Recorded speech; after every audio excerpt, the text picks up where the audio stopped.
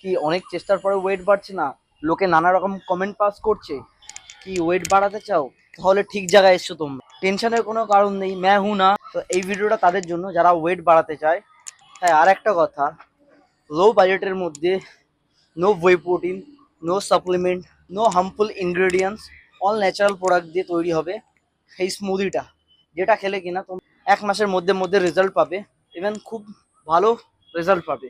তো চলো দেরি না করে তো ট্রাই করো। স্মুদি বানানোর জন্য কি কি ইনগ্রেডিয়েন্টস প্রয়োজন তো সেটা একটাবার দেখে নাও।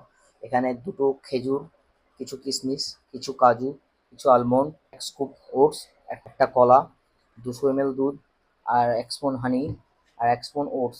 This is more than enough. এ কটা ইনগ্রেডিয়েন্টস হলেই তোমার স্মুদি রেডি হয়ে যাবে। তো চলো, লেটস গো, স্মুদিটাকে বানানো যাক। তো ফার্স্টে আমি দিয়ে দিচ্ছি মিল্কটা, 200 ml মিল্ক।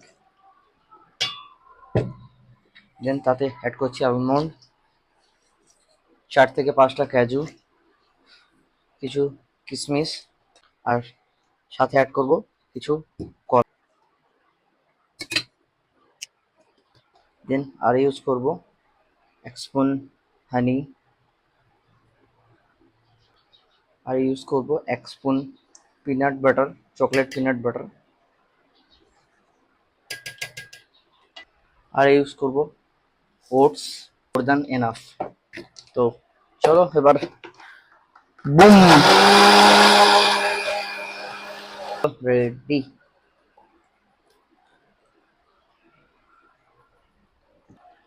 তো ট্রাই করা যাক। তো স্মুদি বানানোর প্রসেসিংটা তোমরা দেখে নিলে কিভাবে স্মুদি বানাতে হয়। খুবই ইজি অ্যান্ড খুবই টেস্টি খেতে এটা। এটা যদি কেউ 1 মাস কন্টিনিউ করে তার ওয়েট গেইন হতে বাধ্য থাকবে, তার গ্যারান্টি আমি।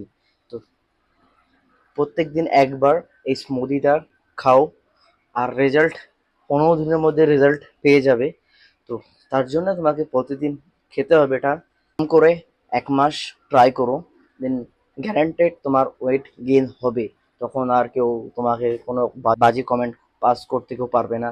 তো তার জন্য এগুলো ট্রাই করতে হবে ফার্স্টে। আর এটা প্রচণ্ড টেস্টি খেতে, লিটারালি।